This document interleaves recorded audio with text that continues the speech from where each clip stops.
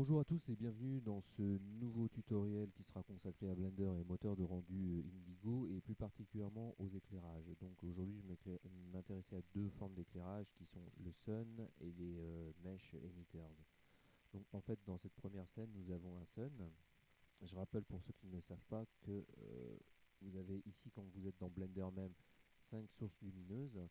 Il n'y a que le sun qui soit reconnu par Indigo. Ce sun d'ailleurs en fonction de l'angle du rayonnement solaire, que l'on voit là matérialisé par des lignes pointillées, par rapport au plan, on peut reconstituer des éclairages à différents moments de la journée. Donc là, à titre d'exemple, on est à midi et là, je sais pas, 18h, 19h, ça dépend de la période de l'année. Voilà pour la petite information. Maintenant, je vais aller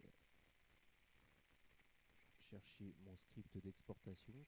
Je vais vérifier dans l'onglet environnement, donc que je suis bien dans un environnement qui est celui de l'éclairage sun. On voit ici qu'il y a différentes possibilités. Là, la possibilité par défaut qui s'inscrit, c'est Physical Sky plus Sun, ça tombe bien, c'est un sun que je vais avoir.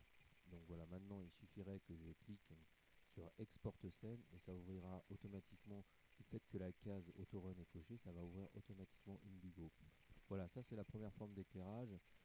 Sun, ça donne vraiment des rendus très réalistes. On va passer à la deuxième forme d'éclairage qui est le Mesh Emitters. Donc là j'ai toujours la même scène que tout à l'heure. Simplement au lieu d'y avoir un sun, j'ai mis un Mesh Emitters qui est un simple objet. Là j'ai mis une sphère qui permet de reproduire des lampes, des néons, ce genre de choses, de sources lumineuses artificielles.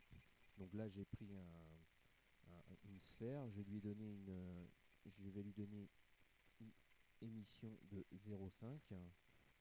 Voilà. Ensuite, même chose, je vais aller chercher Blendigo ici, dans les scripts d'exportation.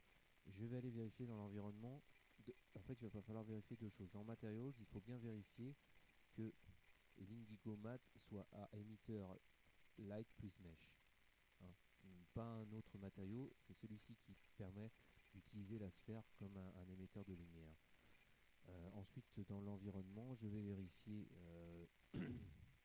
je vais mettre None. Hein. Au lieu de Physical Sky plus Sun, auparavant, là je vais mettre None. J'appuie sur Export scène. Et on va avoir donc normalement, alors là c'est une scène très simple, je ne vais pas chercher la complexité. Normalement, on devrait voir mes têtes de singe et mon plan, plus la source lumineuse qui sera vraiment visible là. Donc qui va apparaître dans quelques secondes. Je rappelle que quand on laisse cocher Auto On, ça ouvre automatiquement Indigo, c'est l'avantage. Voilà, on a la petite scène, on reconnaît quand même le matériau. Ici on a l'or, là on a le cuivre et là on a le chrome. Voilà, j'espère que ce tutoriel rendra service à ceux qui se lancent dans Indigo et je vous souhaite une bonne journée et à la prochaine.